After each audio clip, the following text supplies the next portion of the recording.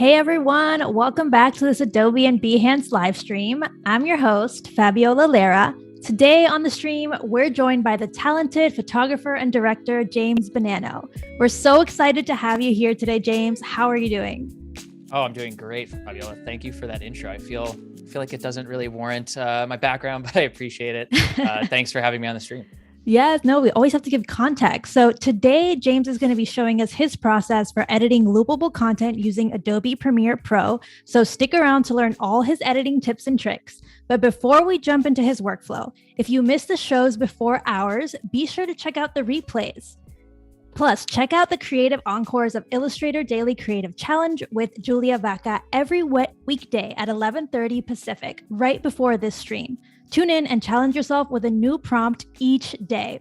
Now, if you're joining us from YouTube, please go ahead and jump over to Behance by heading to behance.net/Adobe Live. You'll get the most interactive experience on Behance, so come hang out with us while we learn some editing pro tips from James. This way, I can actually see what you're commenting in the chat. If you're commenting over on YouTube, we can't see what you're doing. So come join us over on Behance. And remember, you can watch the live streams even when we're offline. So bookmark this page so you can come back to it whenever you need a little refresh. All right, let's see who's in the chat. Oops, where's my chat? All right, I can't see the chat right now. So we're going to keep going. James, why don't you start this off by introducing yourself and tell us what you're up to today? Sure. Well, thank you, Fabiola, for the intro. And again, I'm very excited to be here on Adobe Live as a guest. My name, like Fabiola said, is James Bonnano, and I am a content creator, director, photographer, jack of all trades in the visual medium. I travel professionally with my wife, Anna McNaught, who has been a guest on this show plenty of times. And today we are going to be doing something a little bit different, a little bit out of the norm of what I'm used to doing. So I wanted to try to test my skills and get a little, fun, creative challenge. And really what we're going to be going over is how to create a looping video in Premiere Pro, specifically for Instagram short or Instagram Reels, YouTube Shorts, TikTok, all of the vertical short form video platforms that are becoming increasingly popular every day. I'm so excited to see how you do this. Yeah, I'm a little nervous because this is the first time I've ever done like a food video. This is not really usually what I'm creating, is more travel content, photography content. So it was fun to experiment with just the tools I had at my disposal this weekend. And we'll get into those details. I guess before we hop into the actual stream and actual premiere, I'll give you a little context for those that want to know a little bit about me. My Behance page, it's slowly getting there, but there's some projects here, some of my product photography. I just created a video all about how to create professional product photos. This was an amazing trip to Iceland. So if you've ever been to Iceland or you want to watch a really cool video, I highly recommend checking that one out. And then if you head on over to our YouTube channel, this is Leave the Map. This is the business that my wife and I run together. So any of the videos that we create professionally for clients and for YouTube are usually on this channel. So if you want to keep tabs on what we're doing and come say hi, I would love to have you check it out. And again, a little bit more about me and our story and all the good stuff. But that is not why we're here today. So I guess, Fabiola, if you want, I can kind of dive into Premiere and just sort of start the process and let everyone know what we're working on? Yes, I definitely want to head over to your project and see how you're creating this, because every time I see these videos pop up on Reels or TikTok, I feel like it's magic. And so I can't wait to see how you dissect this and actually put it together. So yeah, let's move into the workflow, into Premiere Pro. Sweet. Yeah, I'm a sucker for all these videos too. I feel like recently in the last year, really, Instagram has favored Reels over static content, which as a photographer is pretty upsetting, but the filmmaker side of me is excited because it allows, I think, more creativity and just a way to create content from your phone. And I'm more of a traditionalist where I don't really shoot. I don't like shooting on a phone. I like to have a cinema camera or something more professional, but the reality is the phone is what's in your pocket at all times, and everyone is creating video content, using their phone these days. So For sure. I definitely feel like there's a lot of pain points that people are having with reels and taking over Instagram. But yeah, like you said, it's like another opportunity to move towards a different way of expression. And I also think like all these apps are going to be constantly evolving. So we may as well like get with the program, learn how to create these editable, loopable Yeah. videos, Yeah, and yeah, just like find another way to showcase our work like you're doing. So I'm absolutely. excited. Thank you. Yeah, me too. I completely agree. I think just using the tool that we have to allow everybody to be creative, and it's clear that YouTube and Instagram are really favoring videos like this. So I thought, why not try it? Teach you all on the stream how I go about actually creating a project like this. For some context, I want to play the video so that you all can see the loop and how it creates a full loop, and how maybe this could be some sort of viral content for food lovers out there. But yesterday was the Super Bowl. So for all the football fans and commercial fans, we wanted to have a little bit of a Super Bowl party and create a really cool meal that could double as something I could shoot and create this video for. So it was a quick turnaround. It was a lot of fun. So I'll play the video. We'll watch a little bit of that loop so you can see where that forever loop is. And then essentially what we'll be doing on the stream today, Fabiola, is kind of dissecting what I've done and try to recreate this live. So we'll edit what I've done here and explain the process and all the little tips and tricks. Break it down for us. All right, let's watch. Cool. The most glorious pulled pork sandwich for the most epic Super Bowl meal. Wow. First, season the absolute hell out of your pork butt or pork. Hold on one sec. I'm going to make this full screen real quick. Sorry. So that everyone at home. Oh yeah. Hey Can see Bruce this. in the chat. I see you, Sean. All right, let's watch this. Cool. Now that Let's it's do full it. screen. Let's do it. The juicy pulled pork sandwich. The most glorious pulled pork sandwich for the most epic Super Bowl meal. Wow. First, season the absolute hell out of your pork butt or pork shoulder and let that thing sweat overnight for maximum flavor. Set your Traeger to 250 degrees. Once ready, throw that baby on the smoker for 3 to 4 hours. While you wait, start making some killer slaw that go perfectly with the Sammies.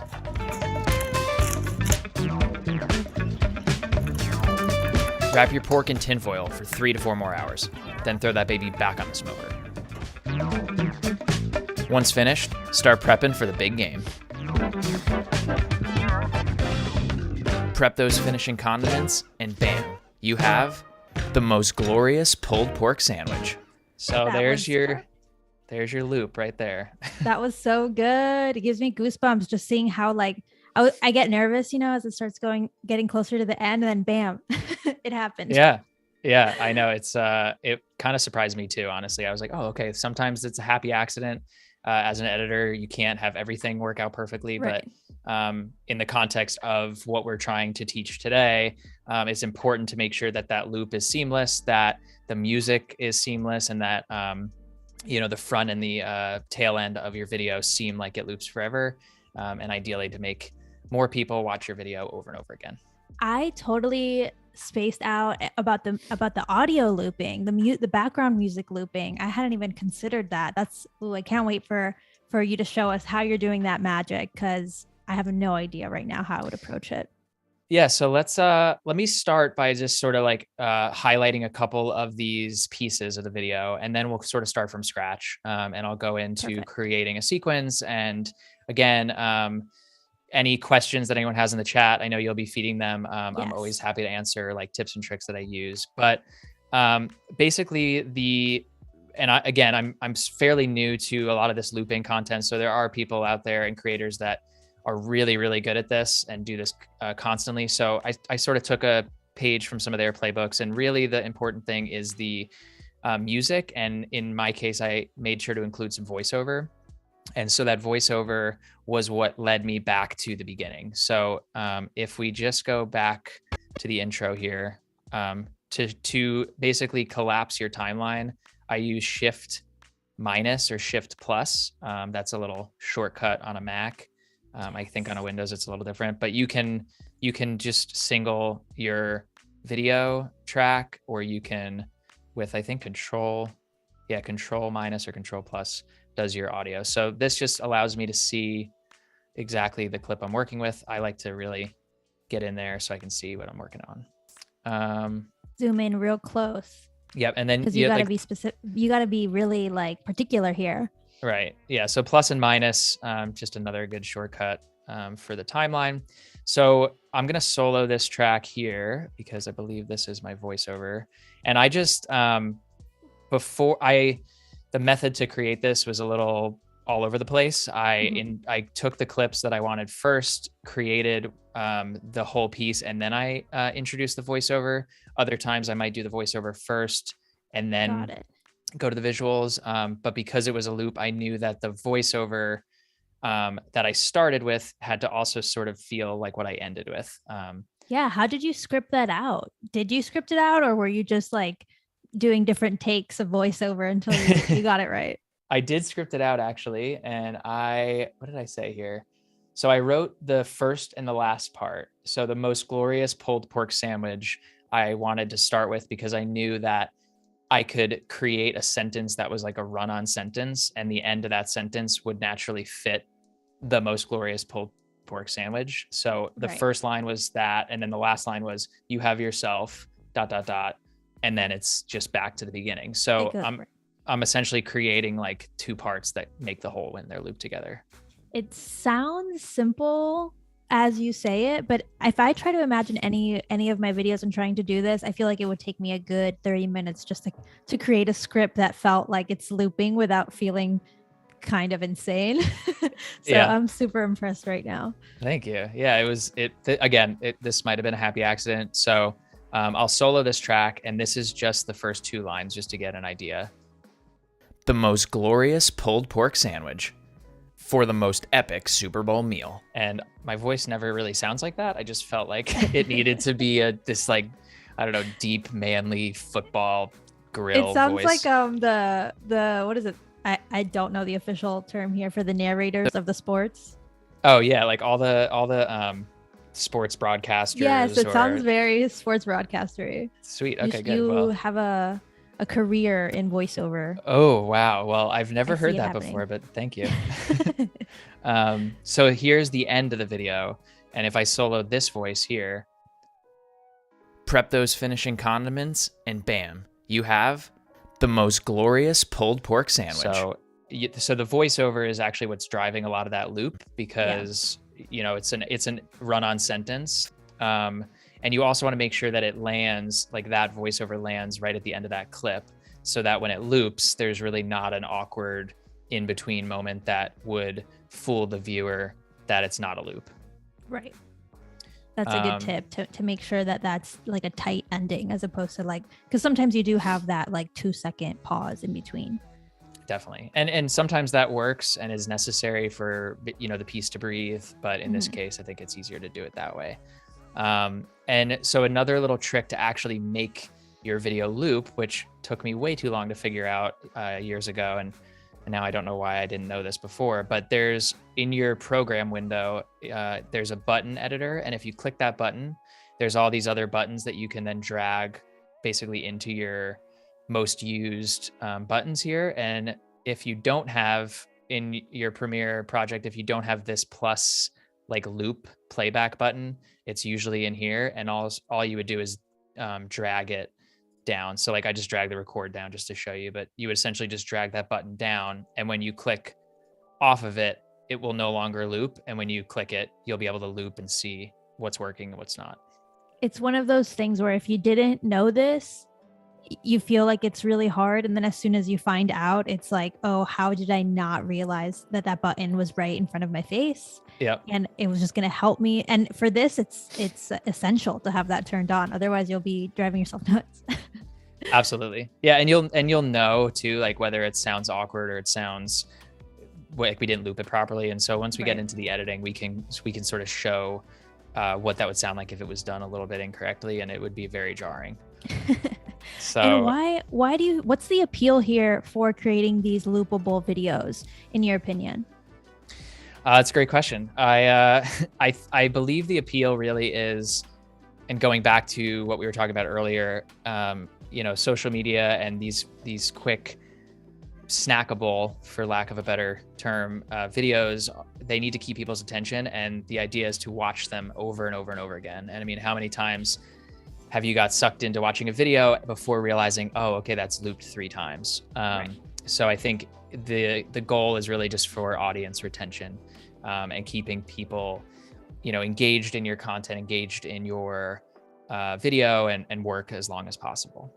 Right. So this is a really good strategy if you're trying to kind of rake in the views, because people won't realize that they're viewing it 3 or 4 times, but because it's so seamless, you're happy to do so. And so I'm excited for this because I think, it's gonna do well on any of the short form video platforms. Yeah. Speaking of which, do you have a favorite, TikTok or Reels? Oh man. Well, TikTok, my wife is better at TikTok videos, but I'm starting to create dabble? them a little more and dabble. Yeah. Reels, I'm also starting to create a little bit more of. So I would say Reels are probably the favorite, just because Instagram seems very quiet and dead if you're not creating Reels now. True. So it's a sad reality, but it is something that I think we as video creators have to adapt to. So for sure. I want to ask the chat if they have a favorite, TikTok or Reels. Let us know in the chat, because then we'll know what you're creating for. So and the chat is super hungry, James. They're stuck on this, and everyone in the chat is starving. Good. Yeah. Well, I have so many leftovers, so just have everyone send me their address, and I'll send you a box of this pulled pork, because it's a lot. But yeah, I actually am curious too, anyone in the chat, their thoughts on YouTube Shorts, because along with TikTok and Instagram, YouTube is a platform that I've been trying to heavily grow for a while. And then with the implementation of Shorts, it's opened up a whole new way for, we as creators to create this sort of content without having it feel fully produced. So would love people's thoughts on that as well. Yeah. Let us know in the chat how you feel about YouTube Shorts. I personally am liking YouTube Shorts, even though I don't feel like I naturally consume shorts on YouTube, because I'm always in the app and it feels a little bit strange to go view them, but I like making them. I agree. Yeah, I think it's a little wonky right now, the way they have it set up. I don't really see a reason to have a separate app in YouTube for shorts, but there's some mixed thoughts and opinions on that whole topic of whether a YouTube short can still be as cinematically empowering as a regular video. And there's a lot of schools of thoughts there, excuse me. Controversy on the YouTube game, controversy in all social media. It's true. So let me solo just this intro here, and I'll show you. So we listened to the voiceover, so we can kind of hear how the voiceover would aid in that loop. And that's just a creative choice I made. You don't have to use voiceover to create a loop like this. I just thought it'd be kind of an interesting way to layer some other elements into the video. But if we solo this track, this is my audio track, and you're probably going to hear some of these little blemishes because I picked apart the track and the song that I wanted so that it would fit the loop that I was going for. So, wow.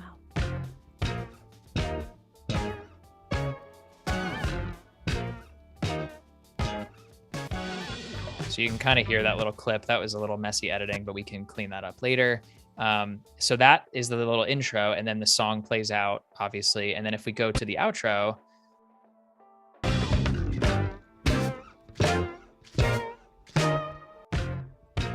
nice. And did you do that manually, like the splicing of that?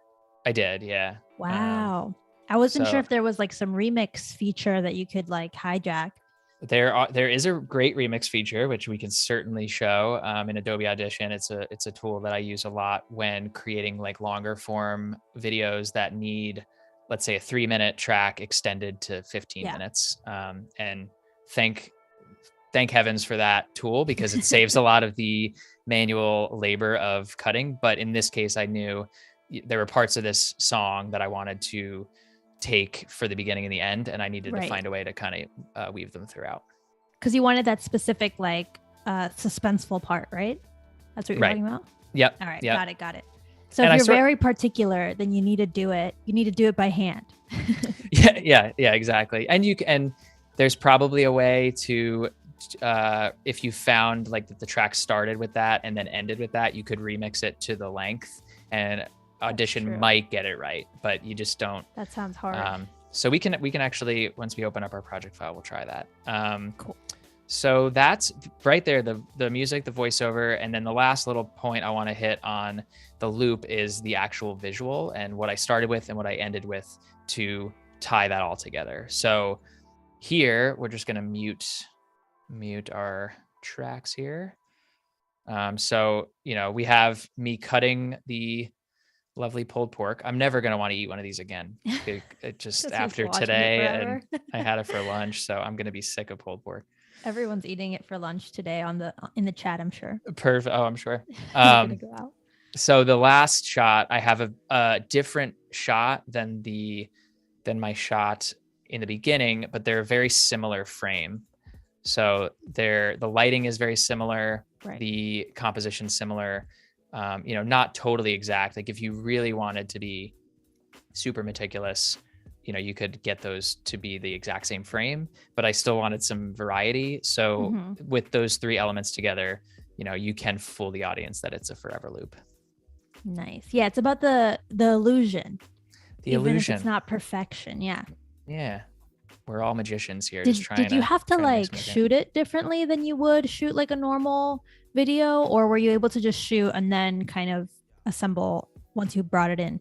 I shot it a little differently than I normally would shoot, just because, if anyone in the chat knows of really easy, I like iPhone tripods. I know Joby makes one. I would love some recommendations, because what I typically do is I have this like enormous overkill tripod with all these different like grip rigs on it and like a super clamp, and I clamp my phone to that so that I have a lot of flexibility of like where I can move my phone, and that allows me to get all these shots without needing anybody else in them. So most of these are on a tripod, and this is just me in the kitchen while everyone else is having a good time.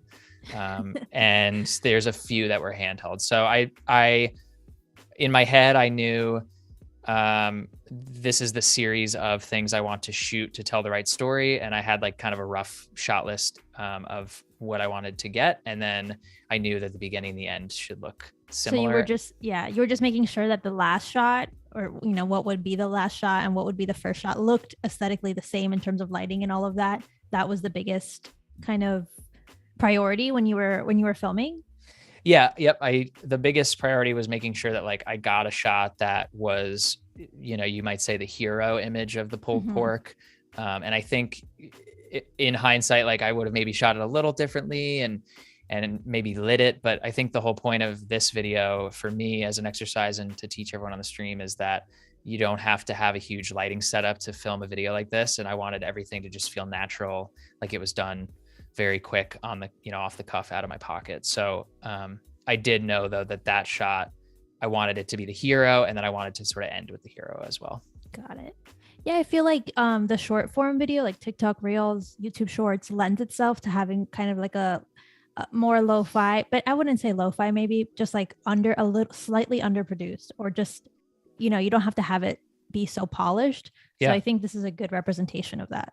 Absolutely. And I think to that point too, it almost seems like that video performs better when it's, I don't want to say not produced as well, because that's not necessarily what we're doing, but it is like the phone quality is still good, but it still looks like you're shooting it on a phone. And I think more people end up resonating with that because they go, oh, I could do that. I can go make that without having to spend thousands of dollars on a camera. Yeah, I think if the quality sometimes is too glossy, I think people we're so used to consuming content on our phones that we can easily tell that wasn't shot on a phone, and we just like feel like maybe it's an ad and just skip it. So there's like a charm to using your iPhone nowadays because it's like relatable and kind of normalized. Oh, absolutely. Yeah, it's something that I'm really enjoying making more of, and again, like just the camera that you have, or the tool that you have on you at all times, is the one that can tell the best story and create the best type of content. I can't tell you how many times I've left the house without like the cinema camera and been in an environment where, you just want to create something to create it. And I think this is a really good representation of that. Yes, just use what you have, because the most important thing is to actually get the footage. Doesn't matter what you're shooting on, as long as you start capturing. That's the best part. Yeah. All right. Absolutely. So what are you going to show us? What are you going to show us next? Are we getting into the deconstruction of it all? Yeah, let's reconstruction. I like that reconstruction. Let's get into the editing. Let's actually start to edit a little bit. And again, like it's not going to look exactly like this because we're doing it live and we're doing it on the fly, but I really wanted to get into some of my shortcuts, show everyone, how I edit, and then any questions again, like we just continue to address and then see if we can create what I created this morning. Yeah, if you're in the chat, why don't you go ahead and ask some questions? I'll relay them over to James while he works on the project. Ooh, we have one here from Voodoo Val. What does your usual photography kit look like? What do you leave to shoot a project? Oh man, photography, like photography, not video, right? Correct. Oh man. I guess that's kind of like a project basis, but for the most part, I've been trying to simplify and like streamline my kit a little more. So I shoot on a Canon mirrorless camera. So I still have the EOS R, still rocking the OG. Nice. I never jumped to the R5, but I'm sort of in this place where I'm deciding which way to go with that. And then I have a handful of different lenses. My favorite lenses are the 16-35, the 70-200, and I usually have a couple primes in there for more like product photography jobs. So things with a lot of focus and detail and shallow depth of field. Nice. Everyone wants to know about your video kit too. That's what I'm seeing here. Ooh, my video kit. Well, I recently got the Canon C70. That was last year's purchase, and I have been in love with it since I got it. It's a great camera. I really wanted something that had the same interface as my current Canon camera, but I could use purely for video. I could hook up XLR microphones. I could shoot it as a cinema camera. So as you can tell, I'm a Canon guy. Yes. I've always been pulled in directions to switch to Sony, but I'm pretty loyal to Canon. And so yeah, C70. I have a couple different light stands, small audio kit, that kind of thing. So that's really I believe you have your whole kit linked in your YouTube channel, right?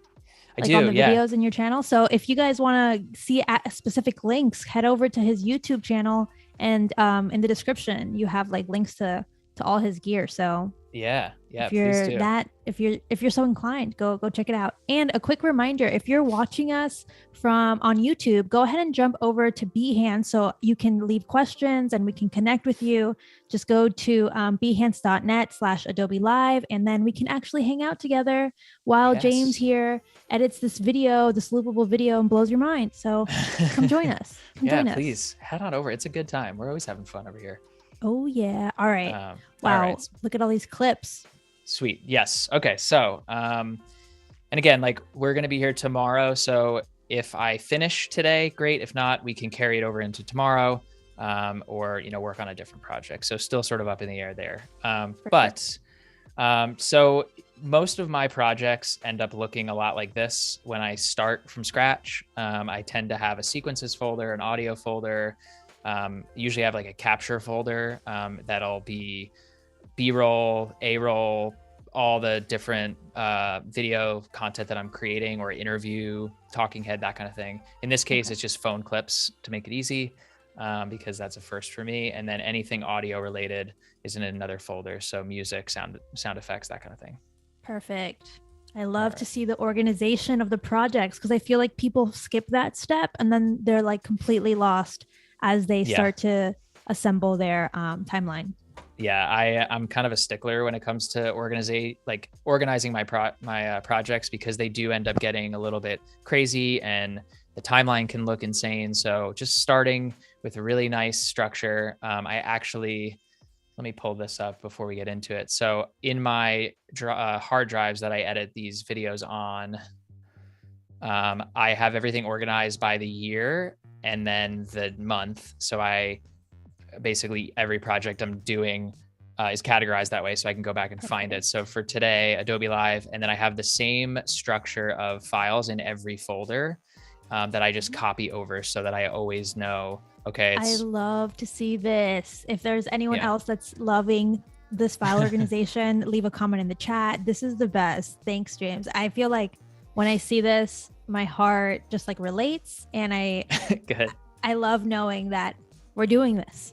Yeah, it does make me very happy too. Like, and it's, I worked as an editor and a video producer for Verizon for about 4 years. And as I was working professionally and working with other editors and editing my own projects, I wanted to make sure that there was always a really consistent way to label files and keep things organized. So I tend to just keep like a red folder structure folder floating on like every drive, and then I just copy this whole thing and I throw it in the new month and new project. Smart. So yeah, that's you're process. saving time but staying organized. I love it. Absolutely. Yeah, that's great too, because if you ever need to jump into an old project for whatever reason, it's like you know exactly what's happening, and you're not like, what is this random like little clip I have hanging here or whatever. Exactly. Yep.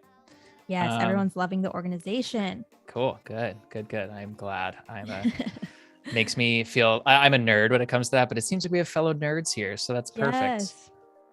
Okay. All right. So now that we're in Premiere, organization out of the way, I have all of my clips from my phone. So this, I shot about 50, looks like almost 50 clips yesterday, based on the sequence of events that it took to make this pulled pork sandwich, which was a lot more than I anticipated.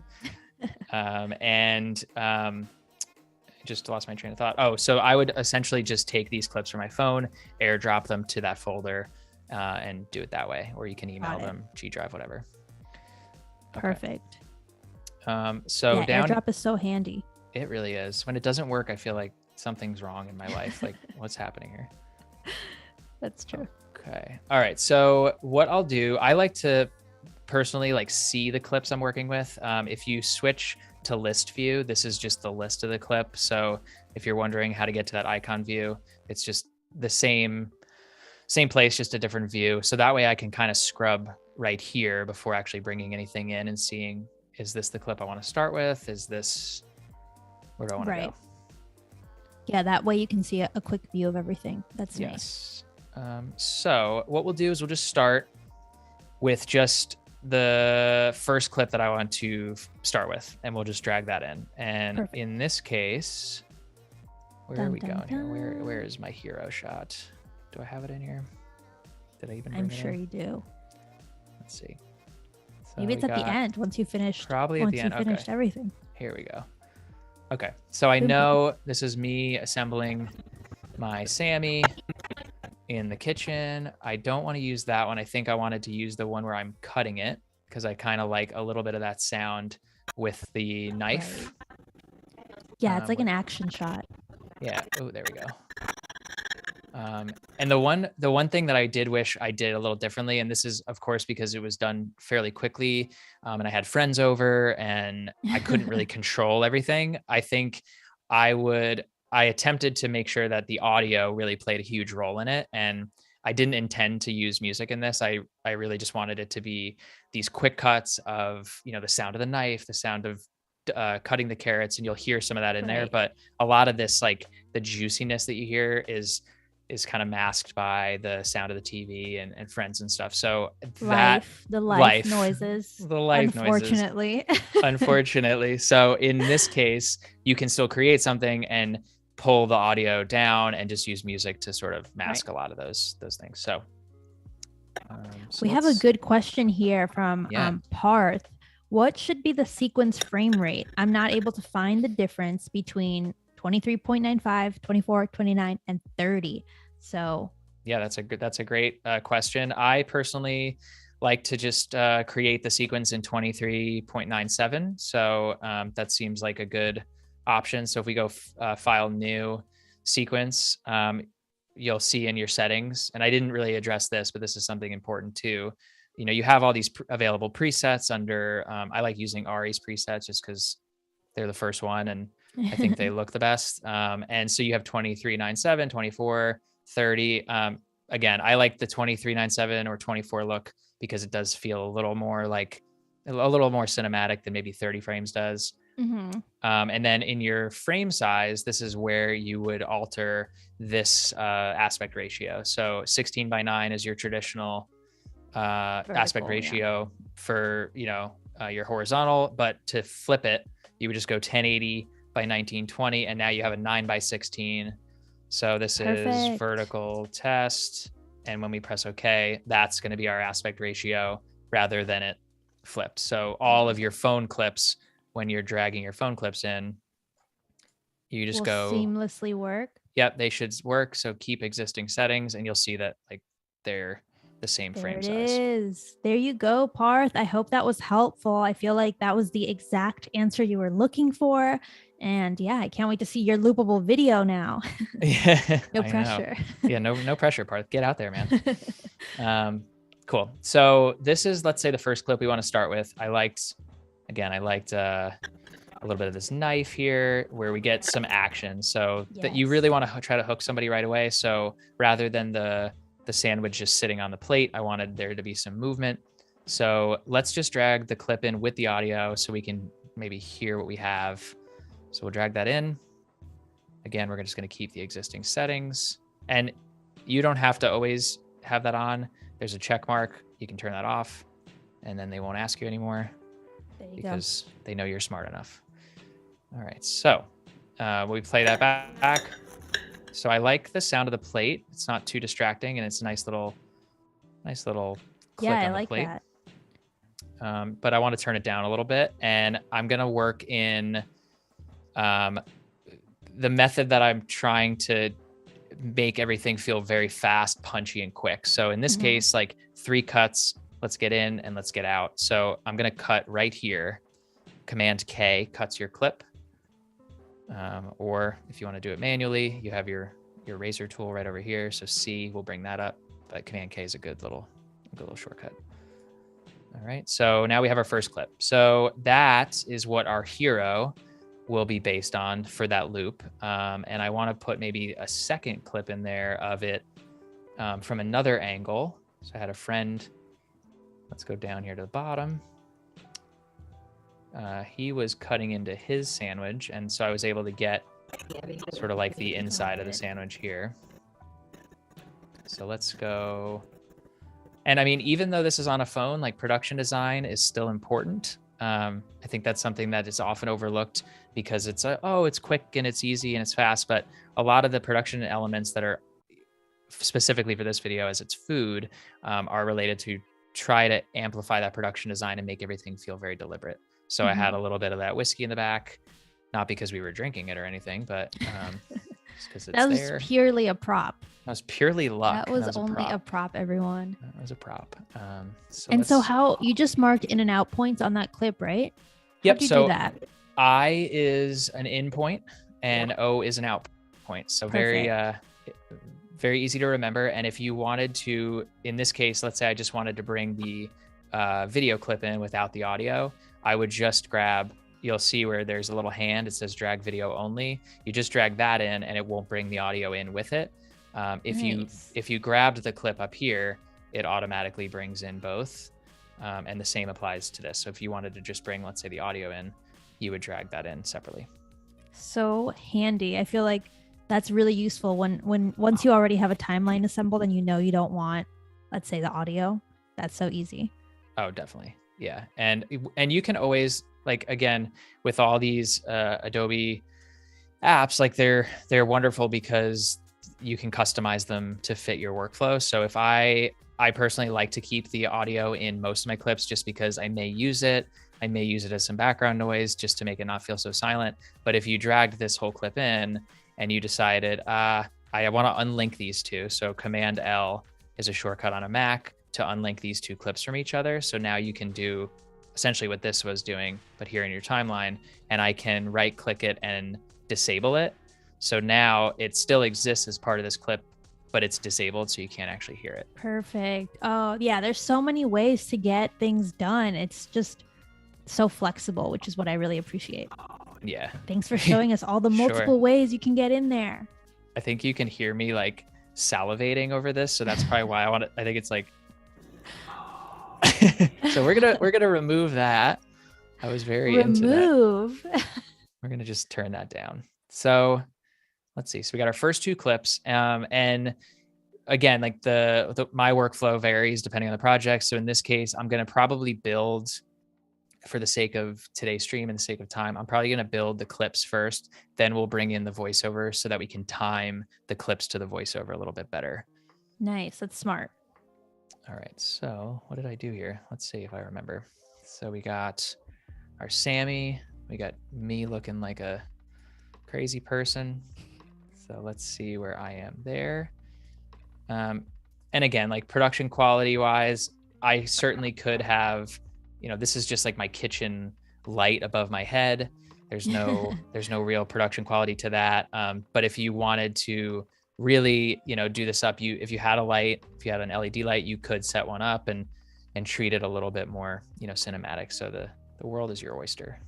Yeah, you can get as crazy with it as you want. We have another question here. Since the last time you were here on Adobe Live, have you finished any projects you're really proud of? If so, which ones? Yeah, I haven't been a guest on here in a while, so I'm trying to think. I think I'd say the last 2 projects I worked on that I'm really pretty proud of. I released a video last week, and I think tomorrow we're going to actually be going over this one. It's all about product photography, and I've created some sequences in there that I'm proud of that are done in the same kitchen, just on a more cinematic level. So shot with a cinema camera, lit properly. So we're going to go over that tomorrow, and you can see the difference. So that's over on my YouTube channel. And then my wife and I went to Iceland late in the summer last year and created a really, really fun travel video from our experience in Iceland. And I'm super proud of that one. So. I saw that and it made me want to go to Iceland immediately. I mean, it's already been on my bucket list, of course, but now I'm like, dang, I really got to get there. It's awesome. And it's so easy to travel to Iceland, which was kind of shocking to me. We're both East Coasters, and so it's like a 5-hour flight from New York, and it's worth every minute you spend there. So I highly recommend it. And for those in the chat, check it out. It's the trailer on our YouTube channel. So if you want to go to Iceland, shoot me a DM. I will gladly give you some suggestions. Yeah, that video is awesome and will make you want to go instantly. So definitely check it out. Thank you. All right. So we're still building that time. We're building that timeline, right? So I can keep asking you some questions while you work. Go ahead. I'm going to work while I'm asked questions. All right. And if anyone in the chat has questions, drop them in the chat. We're over on behance.net/Adobe Live. If you're watching on YouTube and you don't understand why we're not reading your questions, come over to Behance. We'll read your questions and James will answer them. And yeah, I have a little question here, but it's kind of a big question maybe. What's one piece of advice you'd give to someone considering pivoting to like the van lifestyle? Lifestyle. Love that. We get that question a lot. My piece of advice is do it no matter what self-doubt creeps in or what other situation you have going on. It was a huge sort of a life decision for us to choose to, live in a van for a few years and sort of change our life that we had previously. But it was so rewarding, and it's taught us a lot. We've been able to sustain a business from at times living on the road and working with clients kind of all over the country and all over the world. So I highly, highly recommend it. And again, we do have really good resources for anyone that is in the chat that's thinking about it. Sorry, multitasking is hard sometimes. No worries. It really is an amazing life, and we've done some van tips and hacks and videos.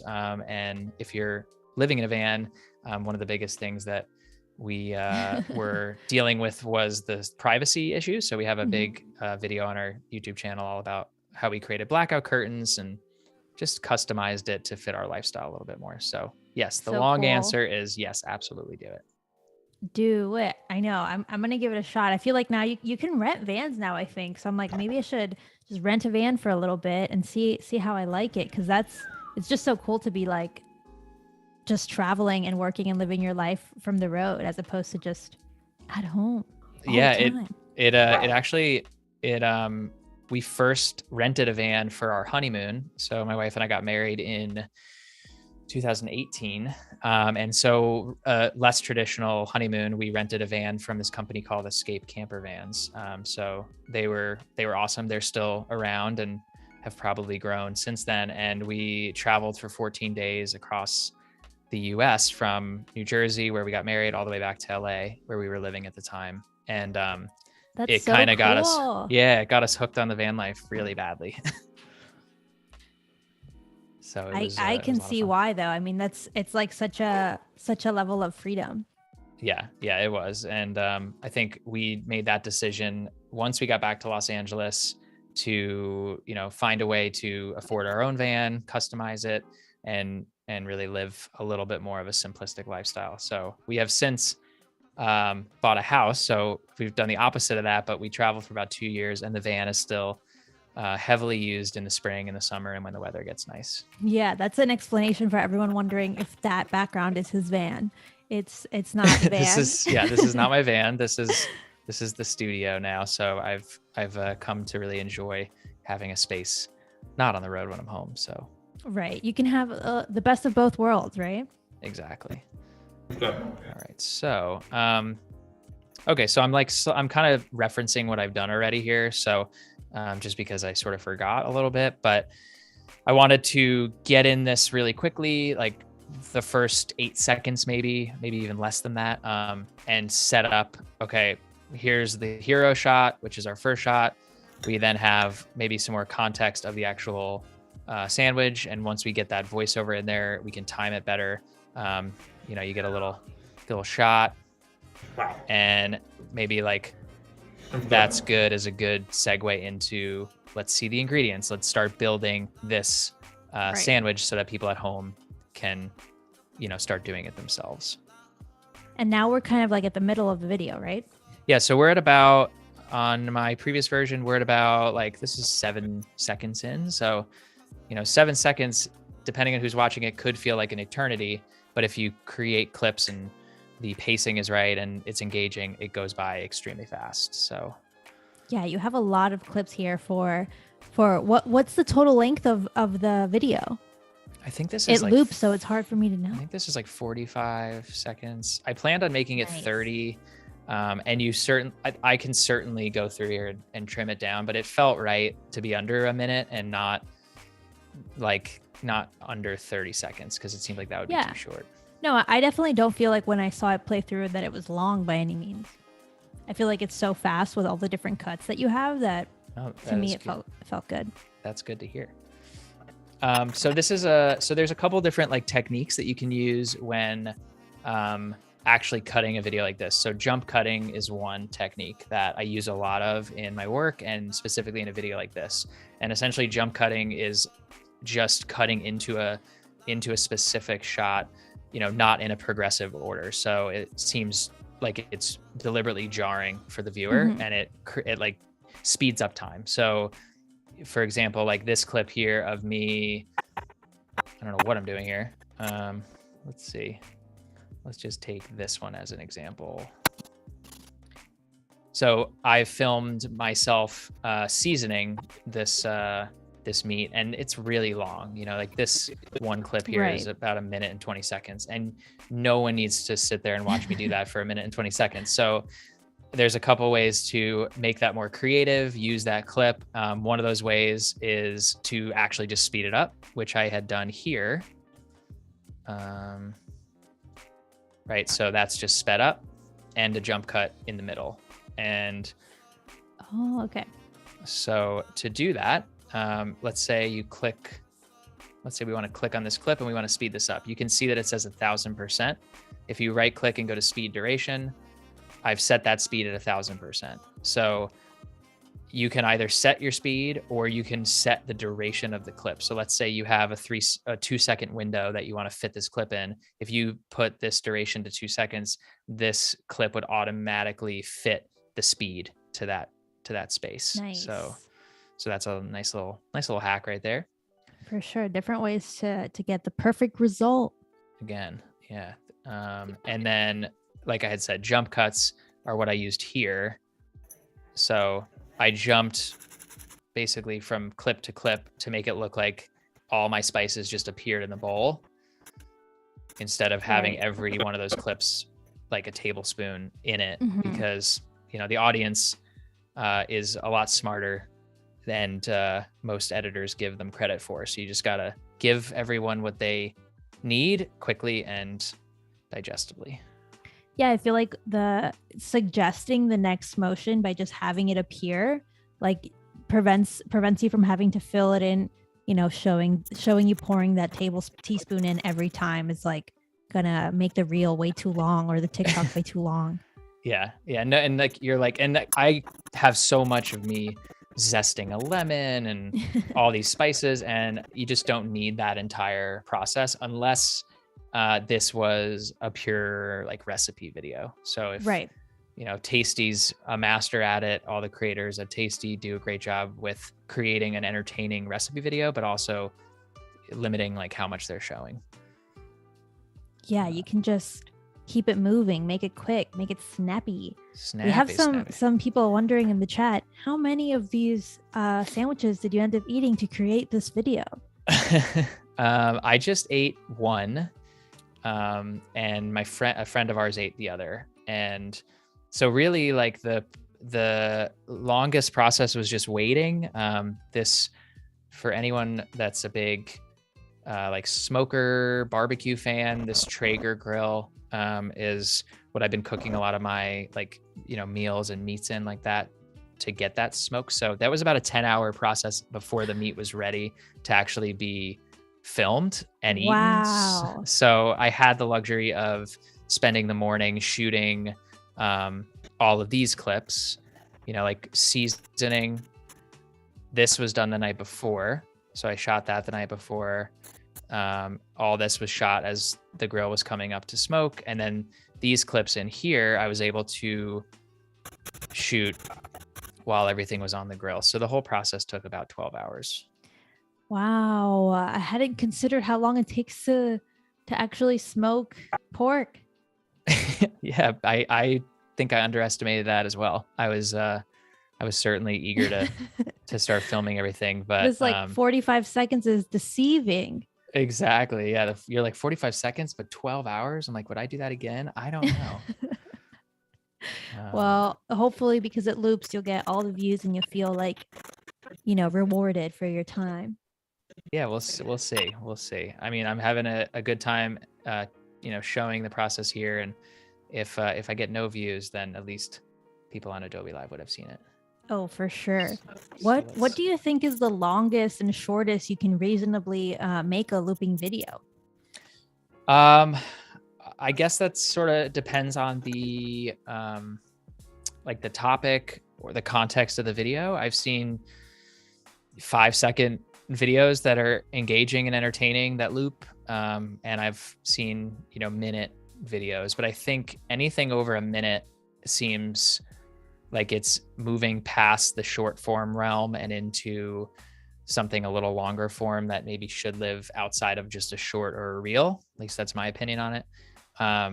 And something super short, like a 5-second loop, is more of just maybe one individual clip or something like that. But I'm definitely open to what anyone in the chat thinks, and I guess your opinion as well, Fabiola, what you think of shorts in general and what's best. I think anything under and loop it. You can just have it go back and forth. But right. Yeah, I think it's dependent on the platform too. But I haven't seen like any 3-minute looping videos on TikTok. They haven't come across my feed. I feel like if you're watching it for 3 minutes, you don't need to loop it because people are already hooked. Yeah, for some definitely. reason, for some other reason. Yeah, definitely. It's really difficult to. People are antsy and they have a million places to go these days and a ton of different content to watch. So the most important thing for short form stuff like this, and I think this is what I'm trying to adopt more of into my own personal work, is create the work that I can't not watch when I'm on Instagram or YouTube. You feel like you turn away or you tone it out, or you're like, ooh, that clip is a little too long. It's probably 2 seconds too long. I know, it's so hard to be brutal like that with board if you're kind of tuning out. Absolutely. Yeah. Move it along. It's important. Yeah. Move it along, and it's okay. Like to be a message across, or you're sharing with the world, or you just want people to see it. And a lot of the times in today's world, your work is not being seen because of the algorithm, or it not being as catchy as Instagram or YouTube want it to be. Right. If you want to put your best foot forward, you may as well edit accordingly, make it snappy. Yeah. So I'm just going through here as we're discussing things and making those making these jump cuts here. Decisions. Yeah, very executive. Let's see. So I really like that. So the sound here, very satisfying sound of that lemon zest. So again, if you can control the environment, the microphones on a phone are pretty darn good. And people are used to watching things on a phone now, so they'd be more inclined to accept that it wasn't, a professional microphone that captured that audio. Right.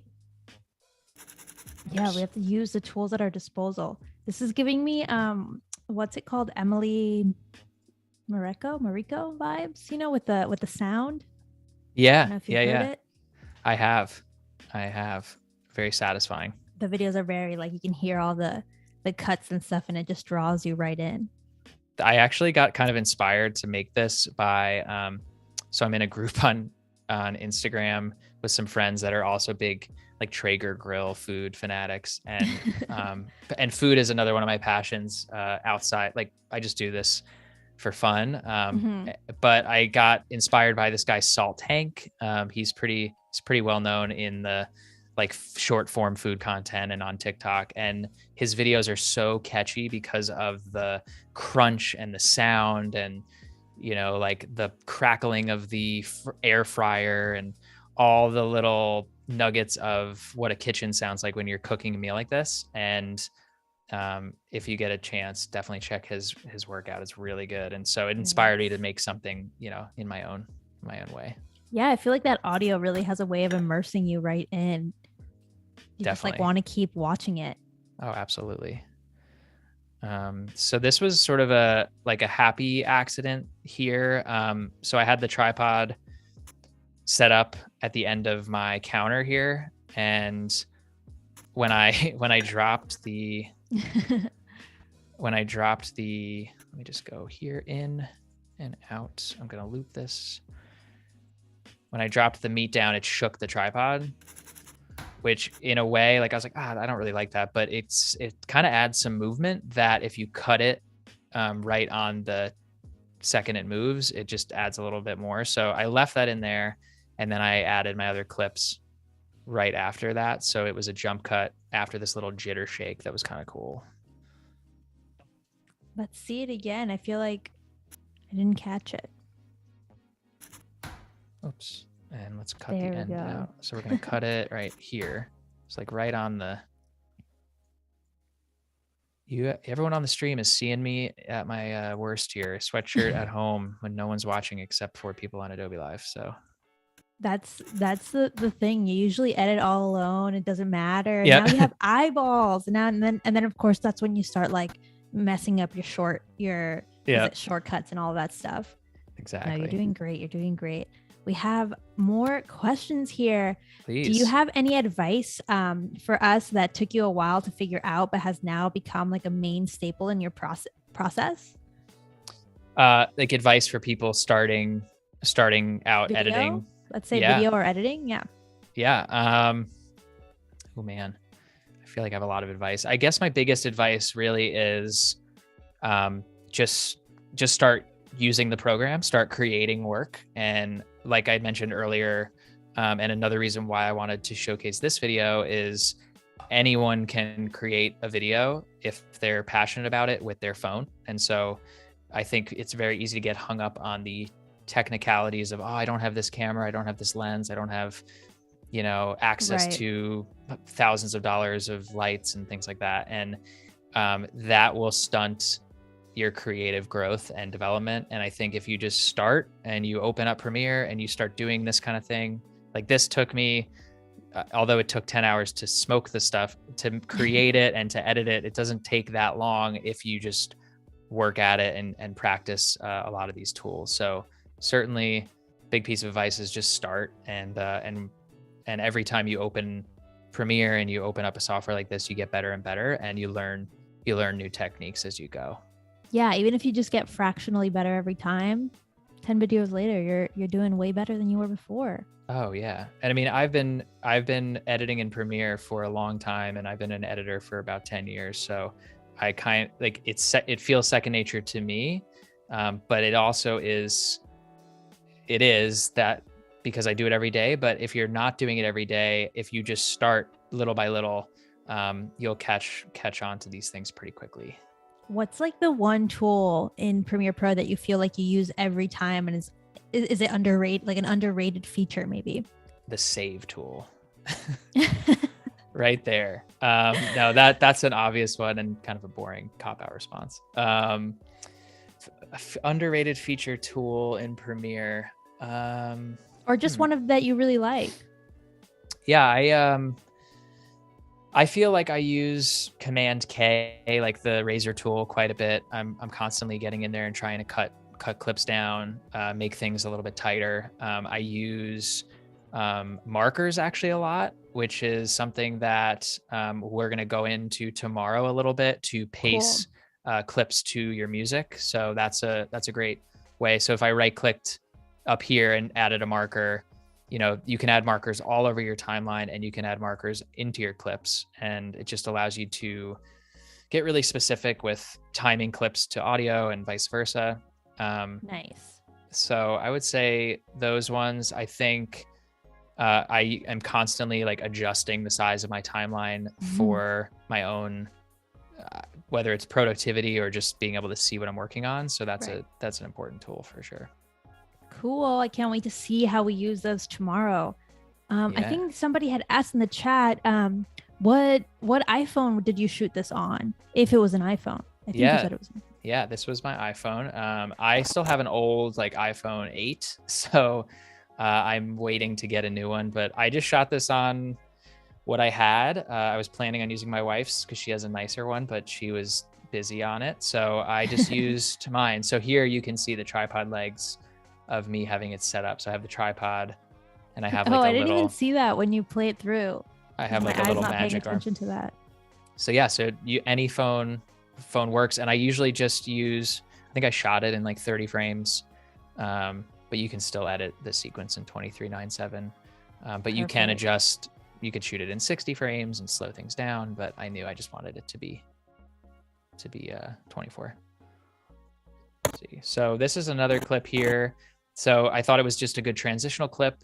This is, a shot of me pouring the pellets into the smoker. And another key element of creating something that's engaging and entertaining, especially as short as 40 seconds, is to get creative with the angles at which you're shooting.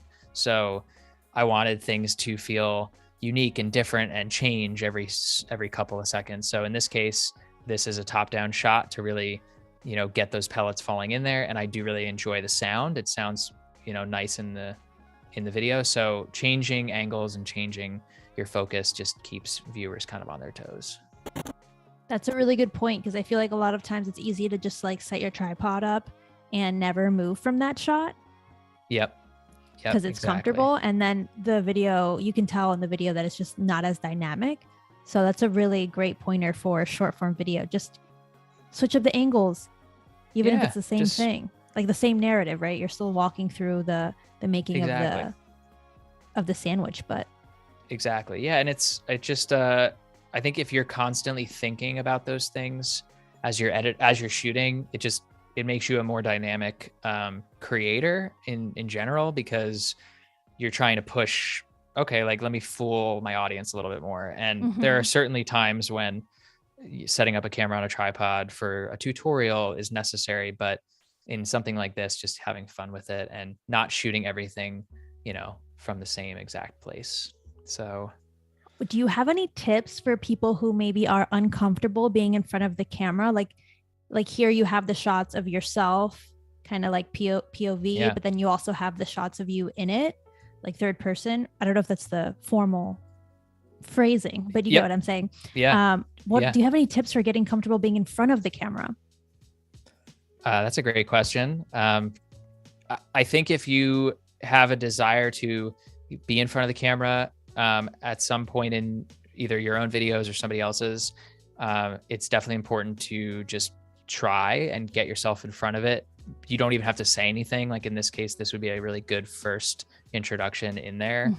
If it's something that you're terrified of, that's totally okay. Like there's a lot of people that shouldn't be in front of the camera because they don't want to, and just use what else you have, like who else you have in your life at your disposal, whether it's a partner, a spouse, a friend, a family member, whatever, someone you hire.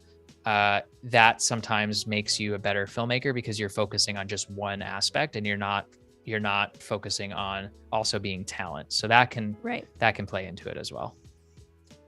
Yeah, it depends if you have a desire to, and then if you don't, the other ways you can go about it just to get cool shots. Yeah. It definitely took me a long time to get comfortable being on camera. And in a lot of our YouTube videos, like I feel more comfortable speaking to the camera. And there's times I look back at old videos, I'm like, oh man, like if I can see how uncomfortable I was feeling, then the viewer definitely could. And it just takes time and practice, and I'm still working on it. So, well, this feels very natural because I think that's also because here we can get a sense that you were like with friends. And I feel like sometimes that lightens the mood, even for you as the creator.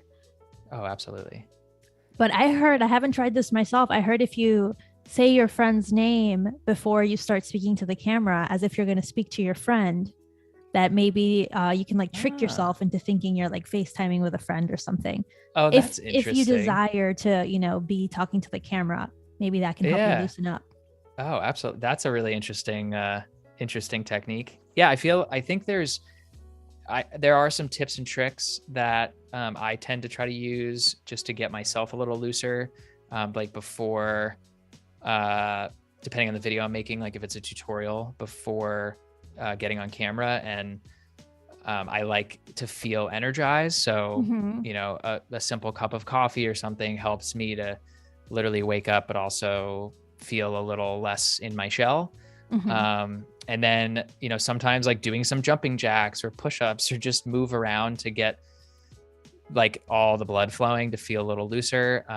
And for like intros on videos, I'll actually always end up pulling the intro from the last take I do, because I start with an intro and 9 out of 10 times I hate it because I'm groggy and I don't like it. And then by the time I get into the rhythm, I decide to come back and film the intro again with new energy. So that's an option too. Because at first you're always a little stiff, just like you're trying to get all your wording right and you don't have like that energy behind you. Exactly. And then by the last take, it's like you've said it 10 times. You probably now sound actually natural. Yeah, exactly. And not like a weird robot. I love it.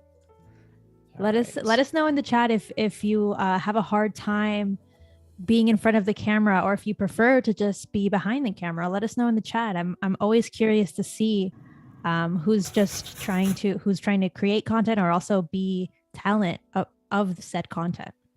Yeah, and it's such an amazing time that we're living in, where you can become your own actor in a way, your own brand. There's so many creators out there on YouTube and on Instagram and TikTok that have almost turned their personality into their brand as well. And the only real way to do that is by actively being on camera and showing yourself. Yeah. So I think it's become like, it's okay to put yourself out there and make a fool of yourself and just be funny but make sure that you are true to who you feel you want to be and who that brand becomes, because people will see through, in authentic actions. Right. Yeah. If you desire to be in front of the camera, then you just have to practice and be yourself in order to get that balance.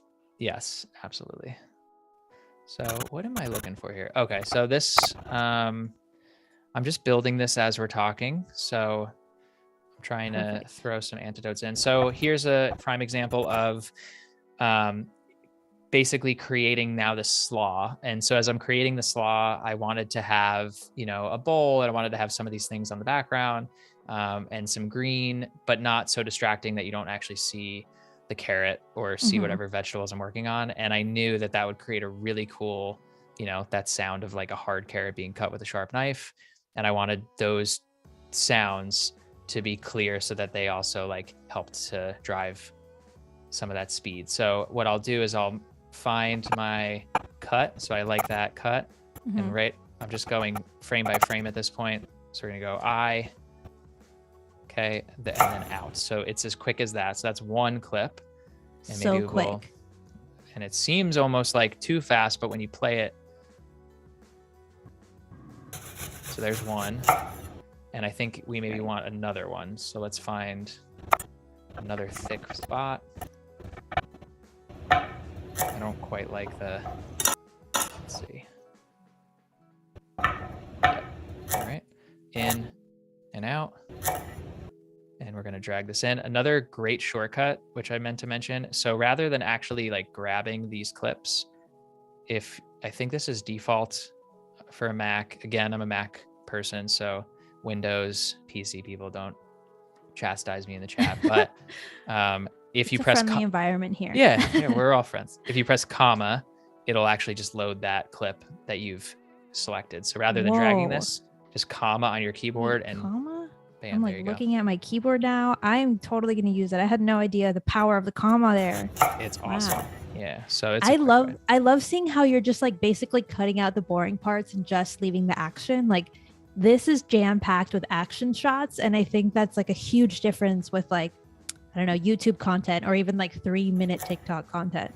This is pure action shots. Thank you. Yeah, I'm glad you brought that up because that's a huge, that definitely comes with practice and doing it over and over again, but it applies to these short form videos as well as videos on YouTube and videos that you want to keep that attention. There's so much happening in a lot of these clips that you think you need to include when in actuality, all you need to include are like the little gold nuggets that drive the story forward. And sometimes you have too much in there. So I personally think even in this first iteration, like there might be too much of this, you know, like maybe we cut out both of these clips and you just go right from the cracked pepper to the sound of the lemon to the mixing, and that's it. And you know, you start to really develop a sense of what's the absolute most critical important elements of this video that the audience needs in order to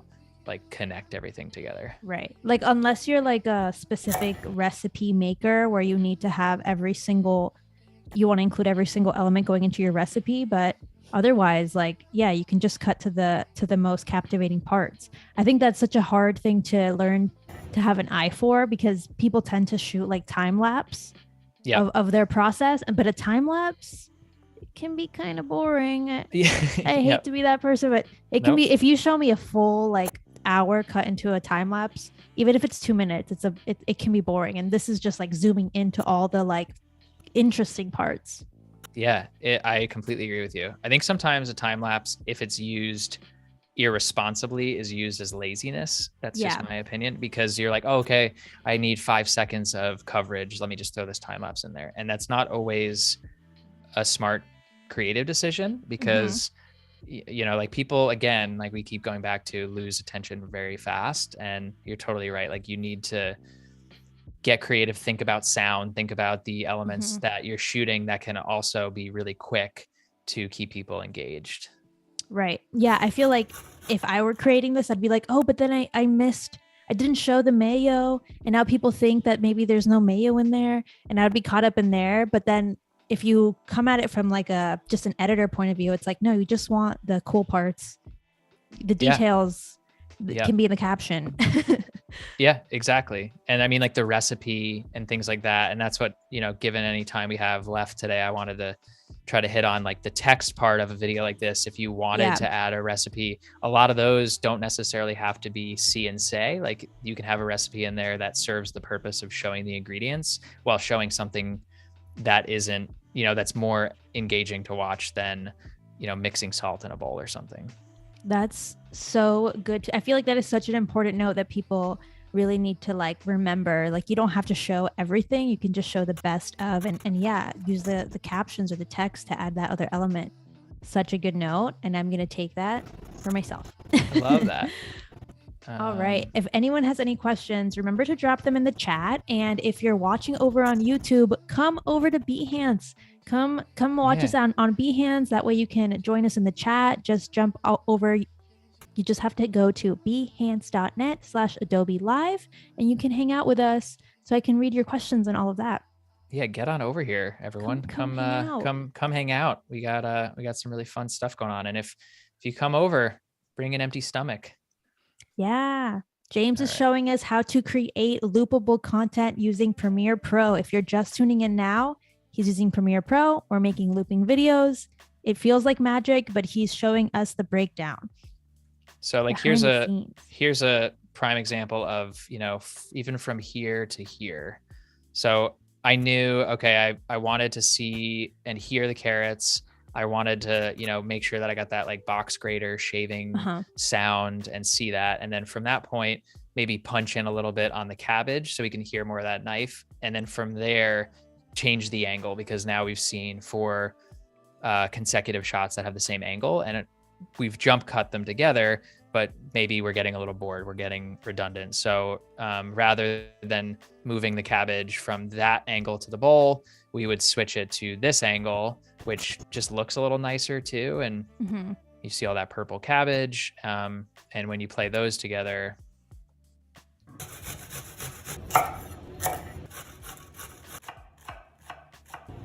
so a lot of good sounds going on in there. Definitely. You're like cutting to the action. You're switching up the shots and the angles all the time. I feel like those are such good pointers for anyone trying to kind of take one process and squeeze it down to like 45 seconds of video.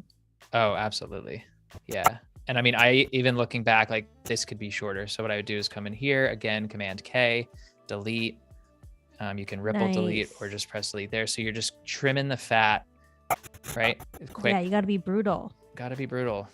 Right here. Another question from Voodoo Val. How do you shave unnecessary footage from a video? Oh, I have a really hard time tossing out clips that I'm emotionally attached to. That's a great question. Yeah. That is just like practice and knowing what is excess fat. In film school, this is probably not a very politically correct way to say it, but they would always say that we had to kill our baby if we had a project where we wanted to get rid of like a 10-minute scene or a scene where it didn't necessarily drive the narrative. And that was where I sort of learned that you have to almost get another person's point of view. And I think some advice for that, Val, is just if someone else can watch it and give you any insight into maybe where a piece of the video is lagging or not moving as fast as another, and why, and then you can kind of go in and cut things out. I think once you start cutting really, really tight clips, you realize just how quickly you can do that, and shave out 5-10 seconds of a video pretty easily. Yeah, you have to like almost detach yourself, right, from the clip itself, so you can just be really like brutal with it. Yeah, you got to be a little cutthroat, and again, it's serving the purpose. I think one thing that's important to remember too is, as an editor, it's really easy to get hung up on, let's say there's you have a montage sequence of 10 seconds that you're in love with, and there's a drone shot or something steering away from food for a second, and you don't want to lose it, but maybe it's for a client and it's a specific minute video that has to be a minute. You by removing it in the first round of an edit, that client has never seen that clip, so they don't even know that it existed. So there's a lot of times where you as the editor have the power to just say, no one's going to miss this if it's gone, because they don't know it exists. Wow, that's a really good way to look at it. Like, no one even knows that this exists. Ooh, you're really playing God there. I didn't intend to. I like it. It came out that way. We have another question from Val. If you were making, this is really relevant. So if you were making this video for a client, like you were just talking about, at which point would you have shared the progress with them, if at all? That's another good question. That like goes to a bit of a broader like client management conversation, which I was actually having earlier today on another stream. And Nice.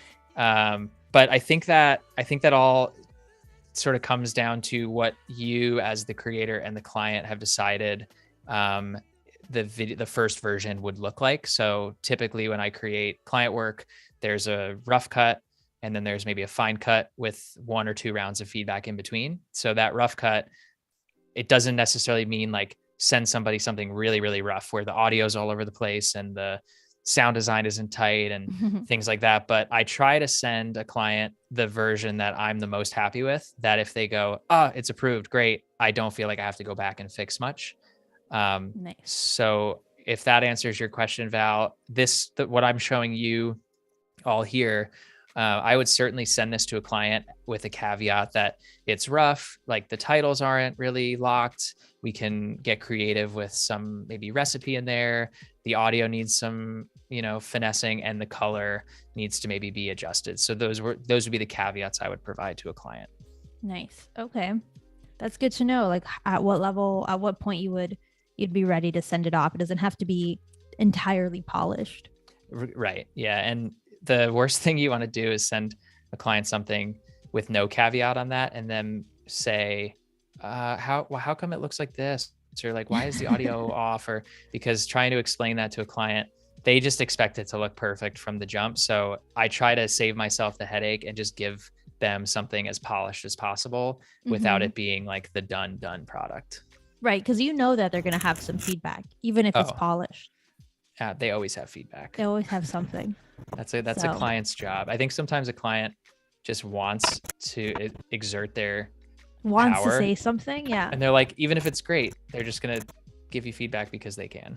Do you ever leave something that's blatantly wrong just so that they have that moment of like, they can give you that feedback, but you knew you were going to take it out anyway?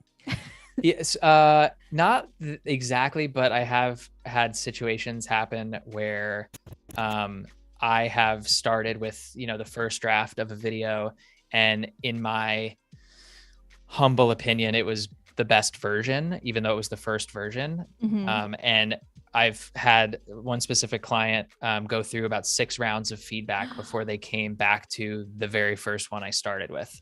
And it was almost exactly like the first version. And it was like a 1.5 month long process of just them sort of hemming and hawing over it.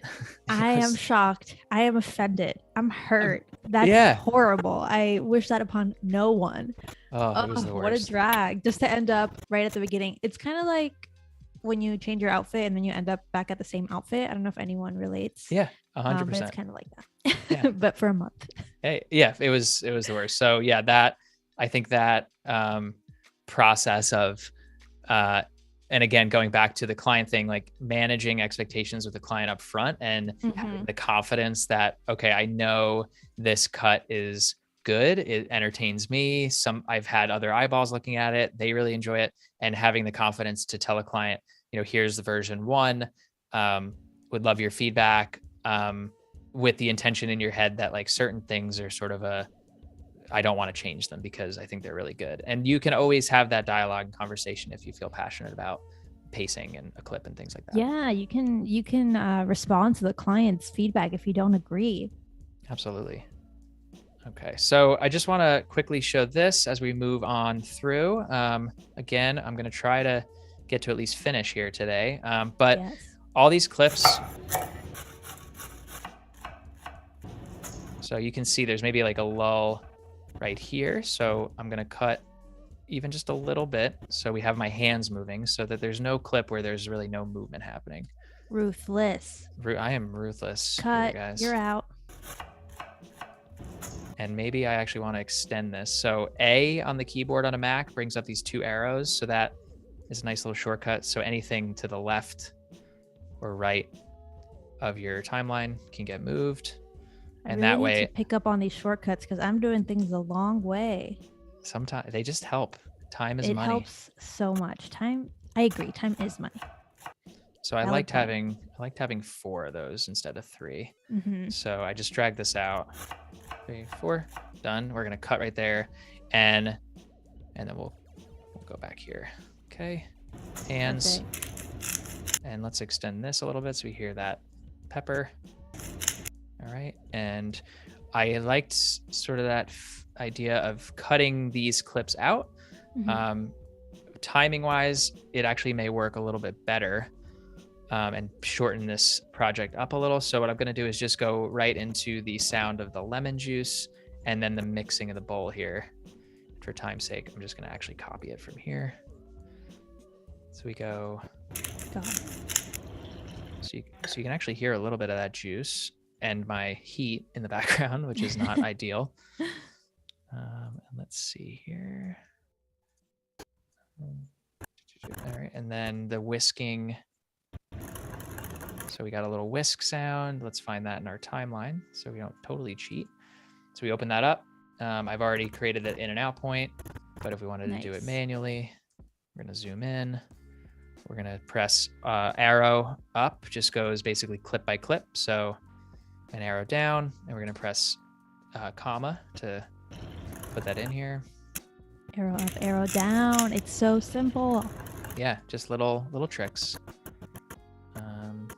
Nice. So you completely skipped over in the original. Let's say the original version. You had you showing the ingredients, and now you just made an executive decision, cut that out, moved just straight to the action. I think so. I think it's probably not necessary, and it's not really like a very compelling shot. So I'm like, you know what? I'll lose that one. If Hellman's was the client, we would leave it in, but since they're not, we're gonna 100%. Skip. Yep, that we absolutely would leave that in. They would have to. It would have to happen. That would be a must. We have a question here from AB Wright. What do you prefer to use to optimize color grading your footage? Premiere, DaVinci, Resolve, etc. I've been color grading mostly in Premiere. However, I would like to dabble in DaVinci. I've heard really great things about it, and I'm debating maybe trying my hand in a little more DaVinci. But I will say, and tomorrow on the more like cinematic production quality scale, I'll show you and those on the stream how I color graded the last video I did. So we'll do all of that here in Premiere. Amazing. They followed up with the question if you use any LUTs. So I do. I've been trying to work on creating my own, which is in the works, but I've actually had a couple LUT packs that I've purchased from other creators over the years. You know, not ashamed to say it. You got to support other artists, and they do help a lot as a sort of baseline to get things going. But I tend to edit all of my clips first before even putting a LUT on, just so that I get a consistent look. And then that LUT might be sort of put on an adjustment layer at the end, maybe like a 20%, just to give it, you know, a little more creativity. So I love it. I can't wait to see that tomorrow. All right, I hope that answers your question, AB Wright. If you're just joining us, James is editing a loopable video over on Premiere Pro. He's showing us his workflow. He's showing us how he makes executive decisions to make sure that video is tight and snappy. So come on over, jump over to behance.net/live to join the chat. I'll ask your questions to James. He's the expert here. He's ready to answer all your questions. So come on over. I am. Come on over. So another little thing I like to pull up here is safe margins. This is kind of old school, but this is so you can kind of just see a little grid here of where you're centering things. And if you really wanted to get super dialed, where are we going? View, show rulers. So you can drag these down. So these are like a ruler. So maybe I want to find my center point of the whole frame. So now this bowl, like this shot, the thing that bothered me about this shot is that I'll go back to the original. It was a little off-centered, and it wasn't really deliberately done that way, like as a rule of thirds. So what I really want to do is I want to scale this in so that the center of that bowl is right here in the center of that blue. So it lines up a little bit better with the previous shot too, right? Exactly. Yeah. So we'll go 130, and then we're just pressing on motion to just move this bad boy around. Nice. And now at least we're looking like that's more centered and matches this shot. Right. And now we can kind of see, okay, maybe we're a little off. So what I might do is just zoom in a little bit here. And the reason I'm zooming in is because I'm already at 100% of my clip. We didn't shoot in 4K. So now we have this shot next to this shot, and so there's some symmetry happening without you even realizing it. Nice. That is so cool. I hadn't thought to use those guides like that to just get my center point. Yeah, That is they're amazing. That way things look like nice. Even though you're like cutting super fast, it still looks very like center of focus and like purposeful, as opposed to the kind of sloppy, which is what happens. definitely. Yeah, and like this, so if you wanted to, on this shot and the shot before it, if you want to take this exact, let's say we like the focus of where this is, I would come in here and I'd copy in my motion. Oops. Go to motion, right click, copy. And now we'll paste the attributes onto this guy. So we go back to motion and we press paste. You'll see that it moved our clip a little. It zoomed it in, and now Working so smart. You didn't even have to do that manually. No, it's that's because you had that tripod set in the same spot and just like happened to just be slightly off consistently. Yeah, I had bumped it a number of times, and so yeah, the tripod in this case is, if you're looking to do something that jump cuts properly, having a tripod that's set up is the best way to do it. But in this case, it's easy to fix in post if you still want to have them lined up, and that's kind of one way to do it.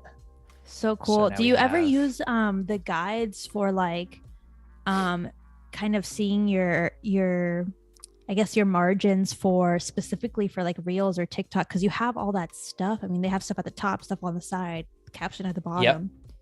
Definitely. I think there's a template. If anyone in the chat knows, or if you like were to do some research on Reels and TikTok specifically, I believe this amount right here where your safe margins are, that's kind of why I put those in there, because anything below this, let's say there's text below this, is usually where the all your information is, like the caption, and the things like that. So if we went back to our previous version, this text would get cut off. So we would just come in here and we would move it to about there, so that we know at least our text is being seen properly. Nice. I've done it in the past. This isn't the official way to do it, everyone, but if you drop in a photo of like the Reels, a Reel that you have in your feed, drop it in. I've been able to like make guides from that, and that way nothing gets cut off in that preview in the feed, because the feed has a different size than the Reels feed. I mean, it's a whole thing. And it's going to change all the time. So I know. I mean, you just have to adapt, but using these guides is like super handy, no matter what the margins are, the ever evolving margins. Yeah. And again, like, it's a consistent theme we're talking about is like this time saver factor. And if you can save time by having a template and a guide already created for you that has those guides, then, you're already one step ahead of everyone else. Exactly. Okay. So this is a situation where, we've seen it before. My goal was to have the meat appear on this tray here. Thank you. Tray. What is this thing called? I'm here for you. Thank you. And I didn't have enough phones to go shoot what I needed to shoot outside and this at the same time. So I basically got this shot, and then I had to move the tripod, but I'm like, let me just see if it still works. So I have the snap. So we're going to cut right on the snap basically. And I want to go to the meat being ready to go, which I have here in our tinfoil. And I sort of like made sure that was still an action too. So that's an action item. So we're not only seeing that the meat's done, but we're already moving into the next step of it, which is adding the juices. So we go from here, and magic. We're already on the next step. And I think I kind of missed there we go. So now got it. Okay. We see a little more of that snap. So normally, like, if I had done that properly, we would have been at that same shot. But in a way, I'm kind of glad we switched it up a little bit, went somewhere else. Right. Yeah. It doesn't always have to be so like dialed in. I mean, it's a short video. I feel like people, they're not as intense about it. Like, right. We're more forgiving with short form video. Absolutely. Yeah. Do you have any tips for making those snap transitions? That's from Voodoo Val. She's asking if you have any tips for the snap transitions. Yeah. Just have something on a tripod. and make sure the frame doesn't change. So in this case, I had changed the frame too many times. And honestly, like, make sure if you're going to snap that the next clip that you want to cut together, you're snapping as well, so that it's essentially called a match cut. So you're matching one snap to the other, and then the transitions changing and happening. You know, like everyone, I think Casey Neistat made it really famous on YouTube with like changing clothes and snapping his clothes. Right. And then the next shot, he was in a different outfit, and it was by doing the exact same action twice from the same exact place. Yeah, and like making sure you're centering yourself, or what, you know, whatever it is, kind of trying to match up that shot. Centering, Exactly. I feel like, is the easiest because you can tell where the center is all the time. But you can see, yeah, you can see I cook in slippers at home apparently. Ooh, so those look cozy. They are cozy. They're not supposed to be worn in the rain, but I do it anyway because you're a rebel. I'm a rebel. That's right. So this clip here, in the voiceover, I talk about the meat going back on the grill, and this is a long clip and an action that takes a little bit too long to get to like the punchline. Right. So, you know, I'm putting it on the grill, doing all the stuff, and then I close the grill. And at first I put the whole thing in there and I'm like, this is way too long. So I think I just want the last part, which maybe looks the most dynamic. There's some movement to it. So I clip the grill closing, and we sort of infer that after it closes, now the meat's done, rather than having to like go through a whole lot of other steps. Your audience is smart. They understand that you pulled it out after it was cooked, not when it was still raw. Yep. Exactly. Yeah, they'd be a little worried. Yeah. I feel like with short form video like this, the longest the clip ever is like a second or two. Do you agree with that? I feel like 2 seconds is the max I ever leave a clip in. I agree with that. Yeah. Again, I think it's dependent on what that clip is and the context of it. But like most of these clips in this case are probably, you know, that's a second, maybe second and a half. So yeah, everything is pretty short. And I think that it's just not going to be as entertaining if you have a short form video that's 30 seconds long and you have 3 clips that are 10 seconds each, or 5 clips or something. And so the more that you can pack in, the more fun it is to watch and entertaining. And my goal with this one was just to get creative and just like have fun with the process. And because of that, each clip is very short. Yeah. I think like if you're aiming to create a 30-second video and you keep in mind that each clip is 2 seconds, then you need like 15 clips. And so, you know, now you have a baseline for how much you need to shoot and all the different angles that you need to try and get in those clips. So you can have, I mean, you always want to shoot more, but at least. Oh, absolutely. Yeah. And I think that everyone, I used to have a tendency to overshoot. I feel like I probably still do, but the more you do these kind of videos and just creating content like this in general, I think the easier it is to know when to shoot more, when to shoot less, or the exact amount. And it also just saves you time and like space on your phone or on your memory card or hard drive. When you're like, I only used 10% of what I shot, I definitely overshot that. Yeah, that's just a matter of getting comfortable with the format, which is still relatively new, and everyone's still, I mean, these loopable videos I feel like I've just started seeing on Instagram, so this is super new. Yeah, it's we'll see. I actually posted it before the stream to see how it does. I posted it on I have another account separate from our travel account called Bonnano Diaries, and that's where I share a lot of my like product photography and videos like this. And so this was one of the first reels I did on there just to see how it did. And we'll see how it does. We'll see. We'll check back in tomorrow and find out. Yeah, we'll revisit. All right. So, speaking of your travel Instagram, do you know how many countries or states you visited? States, we've been to every state in the US except Hawaii and Alaska. Those are both high on the list, and we were supposed to go to Alaska last year, but we bought a house instead. So Alaska, fair point. And Hawaii we're hoping to get to this year. So nice. That's would love to so go. Many. And countries, not as many as I'd like. I've been to about 16 countries, but I really would like to get get over to South America and back to Asia. We were in Cambodia and Vietnam a couple years ago and absolutely loved it. That's so cool. We I know. I feel like everyone is like eager to travel now more than ever. So I can't wait to see where you go. Thank you. Yeah, we're actually 2 weeks from today. We're going down to the Bahamas. Dun dun dun. That's so sick. I can't wait to see what kind of content you make from the Bahamas. I feel like you guys, every trip is like a content opportunity. Am I right? Yeah, it definitely is. And my wife and I are like, we can't stop. Like we go on like a vacation and we're like, okay, this is like, we're going to work the whole time, but to us, it's not really work. We just enjoy that part of it. So, right. So yeah, it'll be nice to get out of the snow for a little bit.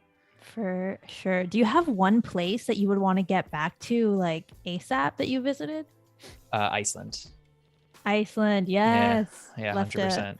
Left a good impression. Oh yeah. It was it's such an amazing country and very easy to navigate, and the people are friendly and the food is delicious. And the scenery is pretty breathtaking. So I would go to Iceland tomorrow. Let's see. Same. Where am I right now? Right after eating another one of these sandwiches. Yeah. All right. So I'm let me see. I'm trying to like add these from here. But I think we're probably coming up on time. So I want to just try to get. Yeah, give us an update where you're at. You're just so adding those final clips. Yep, I'm adding these clips, and then what I'm gonna do, and I'm just gonna copy these right now. So that get this built. If you have any questions in the chat about his process for selecting these clips or any other shortcuts or workflows you want to see, it's the last 10 minutes of this stream. So, bring your questions over to behance.net/Adobe Live, and we'll take them while James finishes up this project. Well, finishes up this leg of the project, let me say. Sweet. All right. So I've built the timeline roughly the way that I had it, minus a couple shots that we thought, maybe were a little bit unimportant to the story. So right. I'm not going to play it back just yet, but I put together a couple tracks here in my audio bin. A lot of the audio I use is from Epidemic Sound, nice. Which is a fan favorite and one that I go to a lot. The Music Bed is another great option, or Artlist. There's countless resources out there, but Epidemic is great for this kind of stuff. I love Epidemic. Okay, play us these clips. What do you have here? Which one did I actually use? So I used Vampire Prince. Okay, so I'll play that one last. So I grabbed a couple different ones quickly for like mood and tone. And for something like this, because I knew I didn't get all the audio clips I wanted, I was going to rely heavily on music. So I wanted the sound to feel fun, upbeat, and have some of those like points that I could really cut on. So I just got a couple options. Let's see. So that option was more of like the traditional, I don't know, like a cocktail bar. I'm like, that could be interesting. Happy jazz. But I wasn't in love with it. And then this one, another very jazzy vibe. Yes. And that could work in a different context, but I knew I wanted something that moved a little quicker, and that's where I landed on here. Right. I feel like the other one doesn't say pulled pork sandwich that much, No. Sounds like martini and peanuts or something. Yeah, it's too sophisticated. So I'm going to drag this in just so I can turn that audio down a little bit and I don't blow everyone's ears out. So we're going to drag this in. We're not going to use the entire clip, but just so you can see, I know by playing it back that like this part of the intro is where a lot of those beats are going to come in, what I can time things to. So I'm just going to turn this down. All right. Oops, let me turn that down a little bit more. I love that you can see those beats. So the visualization of the beats is really helpful. Yeah, and like I was talking about markers earlier, and this would be a prime situation to maybe add some of those markers so that you can specifically time each of those beats. So Mm-hmm. the way I would do it is like play it, and I would actually just press M as I'm playing it to add a marker where I think another clip should be. So I'll play it. So you're almost like playing the keyboard on the track. And now Right. I know, okay, maybe what I'll do is I'll cut this clip and I'll snap it to that marker.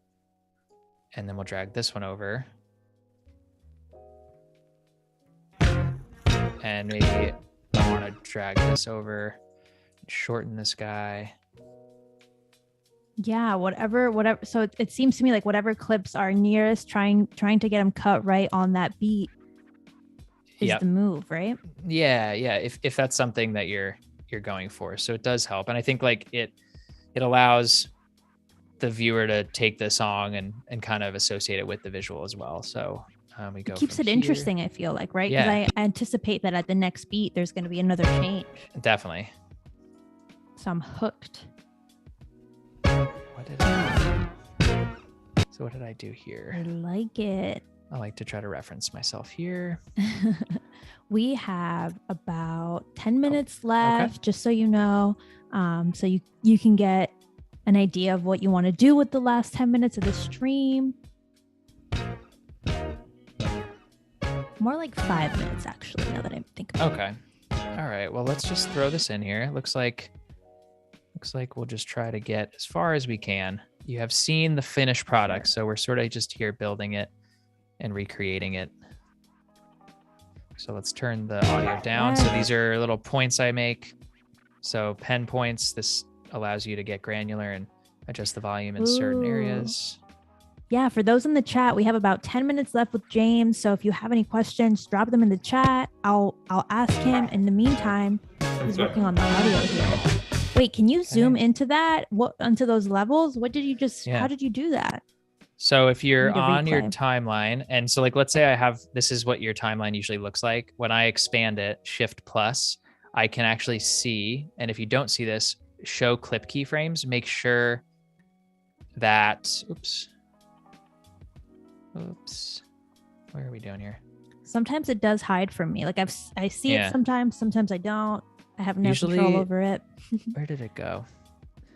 There's usually I don't know why I'm not seeing it right now, but usually you can select whether that's a transform opacity property, and with audio, it's a volume. This is basically just like a volume property. So you can go through and customize your track.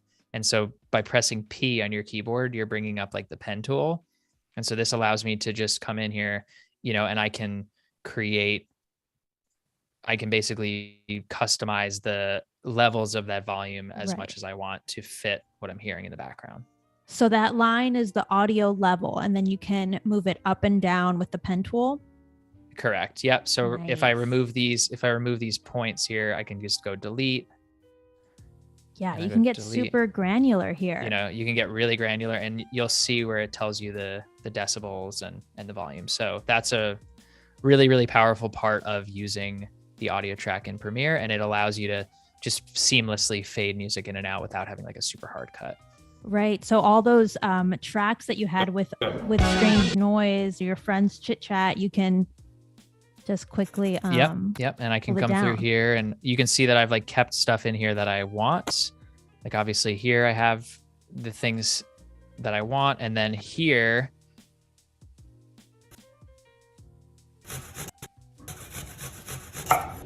so I kept all those, and then maybe some of these other ones I want to get rid of. So you can just pull those audio tracks down and get really, really so handy. Yeah. I love that you can see it all on the timeline, like visually. You don't have to just like try to magically remember where you did that. Definitely. Yeah, it is. It's a nice feature, and that's why I do like having it open like that, so I can see everything, especially once I get into this part of the editing. I'm definitely gonna have to try that out with the audio editing. So I'm not going to be able to finish, which is totally fine, but I just want to hit on a couple more points while we have a few minutes left. Yeah. So again, like I just threw some text in here. I think for videos like this, it's probably important to have some sort of text that, so many people are watching these videos just scrolling through and not actually listening. So if you have some text to draw the viewer in, that's always really helpful and will keep people engaged. So I kind of did that throughout as like a step-by-step process. Yeah. And of course, these would probably have to be moved up so that they're not being cut off by this Well, it just silliness anymore. depends on the Yeah. preview that you're getting, but Yeah, exactly. that's super handy and a really good tip to. I always forget people are watching things with no audio, and you have to I know. pull them in somehow, you know? Someone, I don't know who it was that I was watching, but I think it was Chris Ramsey. He's a big YouTuber. He's a magician. And I was watching a short video that he had done, and he was saying how he's like, there's a time and place for this huge cinematic masterpiece you're going to create on YouTube, but 9 out of 10 people are not at the DMV watching your 30-minute documentary. Like they're watching a quick tip of like how to do your makeup, that kind of thing. Exactly. Yeah. They just want this. I mean, yeah, I'm not going to Reels or TikTok for cinematic content. I'm going for like randomness, something helpful, useful, like, Exactly. you know, make it easy for the viewer to get what they want, essentially, if, you know, if you're trying to reach them. Absolutely. If that's your objective. And then one last thing I wanted to just touch on, which we ran out of time for, and I didn't really include in my video, is the addition to sound effects. Like, so that addition of sound design, which can certainly help to create more of these just engaging sounds. So Epidemic Sound also has a great sound effects library. And so I pull a lot of sound effects that I feel like I might use in the future, or I end up, neat. I always wanting and like this. saving. Yeah. This is and so handy. You can go down here to all their sound effects and see just how many they have available. That's funny. I would never know how to look that up, but I'm glad they break it down so I don't have to guess. Yeah, it's cool. So like for this situation, I'm like, okay, household cooking. Like maybe there's some sounds that I can use as Foley for a sound that I didn't get because people were screaming, in the background or something. So you have a stove, like there's tons of these sound effects, and you would just download them. And the same way that we're creating our audio, dragging these into specific situations. So maybe like when I take a bite, maybe I want to hear like a crunch or something, because you don't really hear that right now. So that's obviously not a sandwich, but sometimes you get a sound effect that is not exactly what you think it would be. And and that's like a fun way to continue to just there was like a pepper grinder there in case if I know you have the pepper grinding noise, but like if you hadn't had it, boom, there you have it. So, pepper grinder. We have to start wrapping up for the day, James, but what can we expect for day 2 for tomorrow? So day 2, we will be opening a different project. I think we've exhausted our pulled pork activities today, but we're going to be going into a recent video I just created all about product photography. We're going to get into some more tips and tricks in Premiere, how to create some cinematic montage sequences, and just continue the Premiere train tomorrow. So very excited. There's so much to learn tomorrow. And for those, that tuned in at the end, can you give us a recap of what we went over today? Yes. So today was all about a looping video to show a video that continuously loops on the front end and the back end. So a very viral kind of video. This was specifically a pulled pork sandwich I did yesterday for the Super Bowl. And just a fun way to show everyone how to make these videos just straight from your phone. No professional lighting, no professional camera, whatever you have in your pocket, you can go out and create this amazing looping video. So very excited. So timely. I feel like these videos are everywhere. So if you want to learn how to make them, make sure to watch this video. If you just tuned in, you can catch the replay, and you can bookmark this page actually, so you can come back and watch it if you missed any of James' incredible tips. So thank you for joining us today. That was amazing, James. I feel like you really gave us all the information and kind of the mindset required for creating these looping videos. I know that it can be tricky to kind of structurally time out this kind of video, and you've totally broken it down for us today. So thank you. It's so appreciated. Thank you. For answering pleasure being here. Everyone's questions today. That was awesome. I Can't wait to be back with you tomorrow, learning more about Premiere Pro. For those who are here, we'll be back tomorrow at noon Pacific. Make sure to join us to catch part 2. And don't forget to stay tuned for the creative encore of the XD Daily Creative Challenge with Brandon Gracci immediately following this stream. Adobe Live will be back tomorrow at 8:30 a.m. Pacific with a Creative Cloud Express stream to start your morning. Tune in with Voodoo Val on Adobe Live as she uses the app to create assets to promote your business online. So that's tomorrow. And I can't wait to see everyone tomorrow, including you, James. Thank you so much. Thank you. Thank you, Fabiola. This was a pleasure. We'll see everyone tomorrow. See you tomorrow, everyone. Make sure to follow James. The links are all in the chat. So yeah, thank you, everyone. It's been amazing. Take care.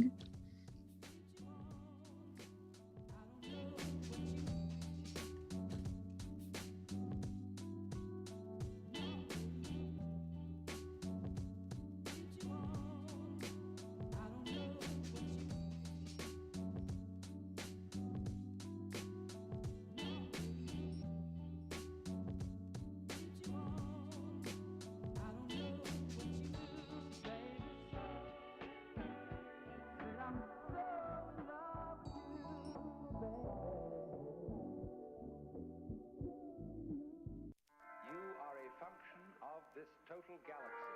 The real deep down you is the whole universe. And it's doing your living organism and all its behavior. It's expressing it as a singer sings a song.